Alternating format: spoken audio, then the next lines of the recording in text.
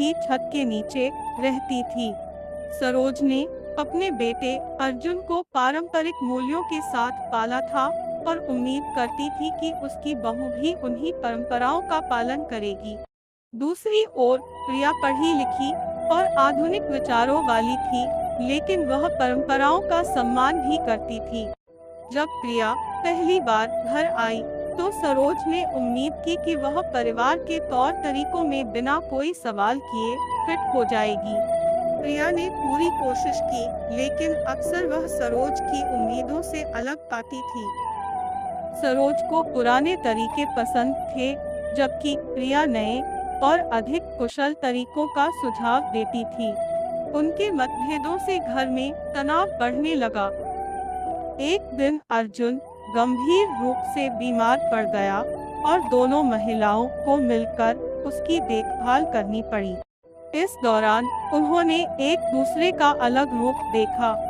सरोज ने देखा कि प्रिया कितनी समर्पित थी और उसने कभी भी शिकायत नहीं की, भले ही उसे काम और अर्जुन की देखभाल के बीच तालमेल बिठाना पड़ा।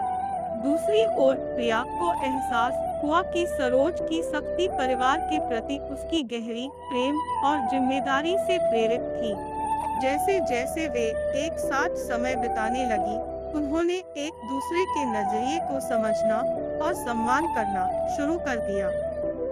सरोज ने प्रिया के आधुनिक विचारों की सराहना की, जबकि प्रिया ने सरोज की कुछ पारंपरिक प्रथाओं को अपनाया, जिससे परिवार में गर्मजोशी और एकता बढ़ी। जल्द ही जो घर कभी अशांति की आवाजों से गूंजता था, वह हंसी, आपसी सम्मान और समझ से भर गया। सरोज और प्रिया, जो कभी दो अलग अलग पीढ़ियों की प्रतिनिधि थी, सबसे अच्छी दोस्त बन गई, यह साबित करते हुए कि प्रेम और समझ किसी भी दूरी को पाट सकती है। मोइट्स, यह कहानी सास बहू के बीच के सामान्य संघर्ष और अंततः मेल मिलाप की स्थिति को दर्शाती है, जिसमें पारिवारिक संबंधों में सहानुभूति और खुले विचारों का महत्व बताया गया है।